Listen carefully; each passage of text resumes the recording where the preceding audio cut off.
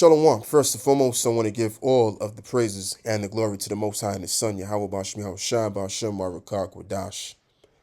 And double honors to the elder apostles of the great Stone that have taught us this truth through the spirit and power of Yahweh Bashmi Hawashai. And overall, including, we can't forget the elder bishops on down.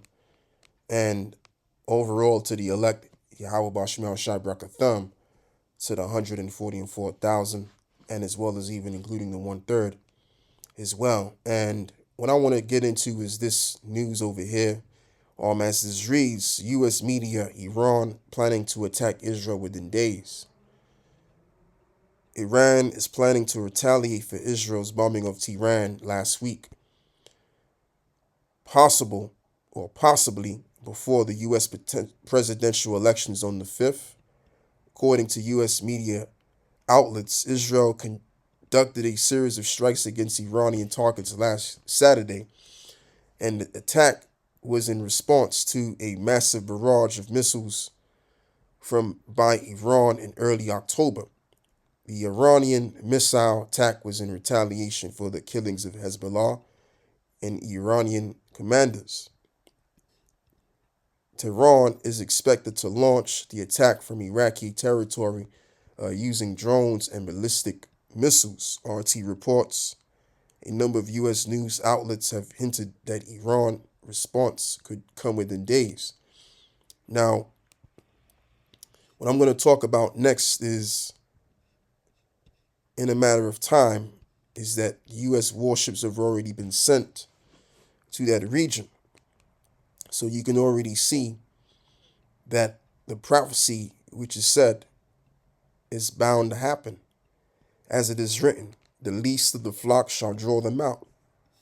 So what I want to do is I want to read this scripture over here, and we're going to get into the lesson. So as this reads, saying to the sixth angel which had the trumpet, loose the 4 angels which are bound in the great river Euphrates. And the 4 angels were loosed, which were prepared for an hour and a day and a month and a year for to slay the 3rd part of men. And the number of the army of the horsemen were 200,000, and I heard the number of them, which are the missiles. And just to tie even this in, you can even read the book of Joel chapter 2 as well. All right, so you have those angels that are surrounding the Euphrates River. Okay, and they're holding back those winds, which you have the angels which are around the planet Earth, which are holding back the 4 winds, especially the angels mentioned in the book of, if I said angel, I'm going to say it again, say it correctly, angels, mentioned in the book of Revelation, the 7th chapter, they're responsible for holding the missiles back. All right?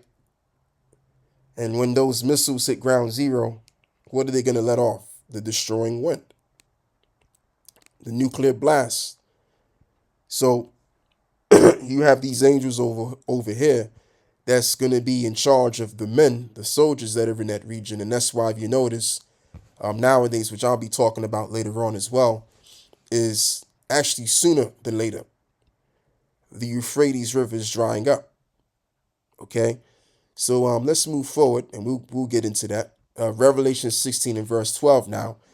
And the 6th angel poured out of his vial upon the great river Euphrates, and the water thereof was dried up, that the way of the kings of the east might be prepared. See? So now let's look into this over here, and let's see what Google is saying, right along with AI. Yes, the Euphrates River is drying up due to climate change and human impact on the environment. I mean, it could be because of the fact of the environment, all right? But ultimately, it's the Most High. It's the Most High that's doing all of this. Okay, we got to give credit to where credit is due. It's the Most High. So let's just leave it there. Which the angels are actually responsible for that too, because it mentions it once again, as I'm going to read. And the 6th angel poured out his vial upon the great river Euphrates, and the waters thereof was dried up. See? So now let's even move forward, and let's get the book of Joel, the 3rd chapter. Now, what I want to do is I want to back up a little bit. I don't want to just read that as of yet. I want to tie what I just read in the book of Revelation 16, where it mentions the horsemen, right, which were 200,000. So let's get Joel chapter 2. I don't need to do that. Let's just back it up real quick.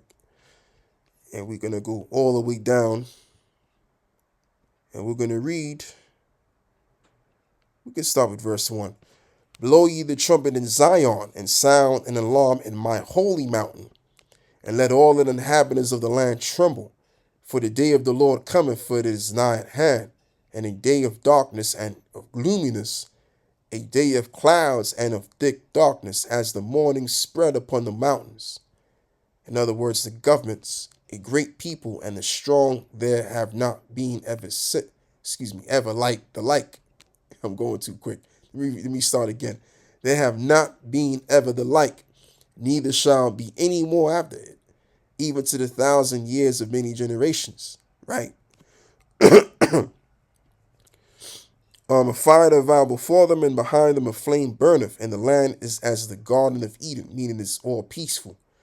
Before them and behind them a desolate wilderness, and and nothing shall escape them. And the appearance of them is as the appearance of horses, and as horsemen, so shall they run. So you can see the similitude of a vision that Joel had right along with John the Revelator on the island of Patmos.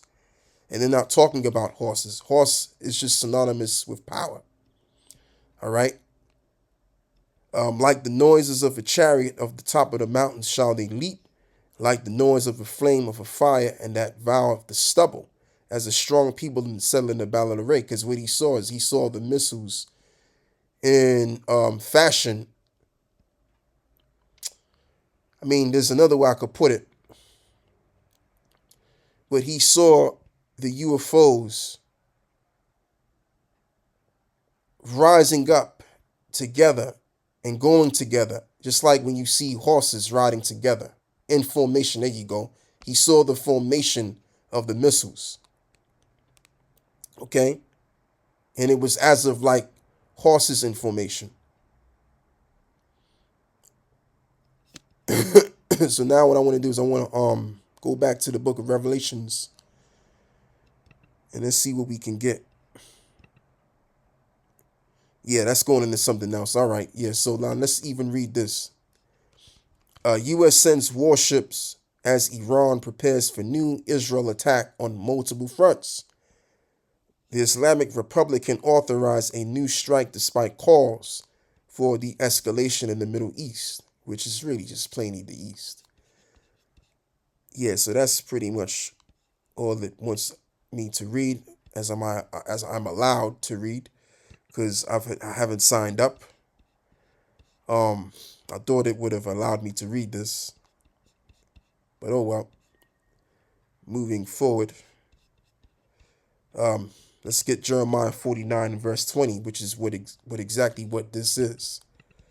As this reads, therefore hear the counsel of the Lord that he hath taken against Edom, and his purposes that he hath purposed against the inhabitants of Teman, as it is also written, there be many devices in a man's heart, but the counsel of the Lord that shall stand. Proverbs 19 and 21.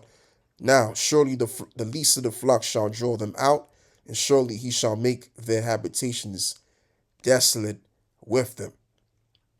So what's going to happen is that America is definitely going to have to cleave to their most important ally of them all, and which is the state of Israel in this case. And this is just the beginning stages of that. The U.S. sends warships as Iran prepares for new Israel attacks on multiple fronts. And this is exactly how we've envisioned it. Let me use that word instead. This is the exact way how we've envisioned it. This tit for tat for tick between the two powers in the East, Israel and Iran. And it's actually happening right as I speak, and right as we all together speak. Showing you we got to be the prophets. Oh, let's read verse 21. The earth is moved at the noise of their fall, and at the cry, the noise thereof was heard in the Red Sea.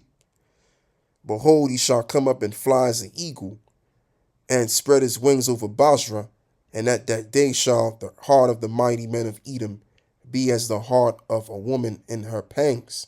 So this is very well telling you that the Lord is going to make his second return. And when he does make his return, guess what? It's going to indicate that there's going to be a shift of power. All right? Because when they see Yahweh Shai, they're going to know that that is the power of the Most High being presented. And that's going to shake the hearts and the bodies of those that are already in power. All right? And they're going to be shitting themselves, which I don't blame them. Because if I was on this side of the spectrum, I would be doing the same thing too. Okay? And I tell you the truth, man, when Yahweh Shah does come back, man, oh boy, most of us will be shitting ourselves. So anyway, this is Luke 21 and verse 26. Men's hearts failing them for fear and for looking after those things which are coming on the earth. For the powers of heaven shall be shaken. Right? So just like I said, yeah, we're going to be shaken too. We're going to be, shitting ourselves here and there, but not to the level extent that the elites are going to be. Because I think from that moment in time, that's when it's all going to come back to them, all of the wrongs that they have done. And they're going to be judged in those things right there and then. Okay? And guess what? They're still going to survive the nuclear holocaust because they're going to just be there for a moment in the time after the dust and smoke is cleared. We're going to slap them chains on them and they're going to be looking as they should. All right? They're going to be the slaves as they should have been. Isaiah 41 now, in verse 14, as this reads, why? We shouldn't fear. Fear not, thou worm Jacob, and ye men of Israel. I will help thee, saith the Lord Yahweh, and thy Redeemer, the Holy One of Israel.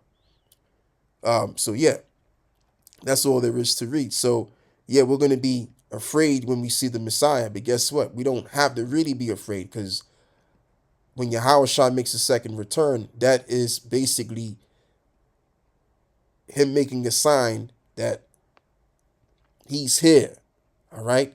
And that he's going to establish the saints and that he will be our defender.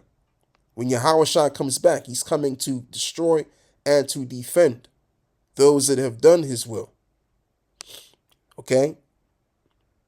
So that's all I have to say on this right here. I want to give all of the praises and the glory to the Most High and His Son, Yahweh Bashem Yahushua Bashem Barakak Wadash, and double honors to the elder apostles of the great millstone that have taught us this truth through the spirit and power of Yahweh Bashem Yahushua, and including the elder bishops on down as well. And it's your brother Laban, and I'm out. Shalom.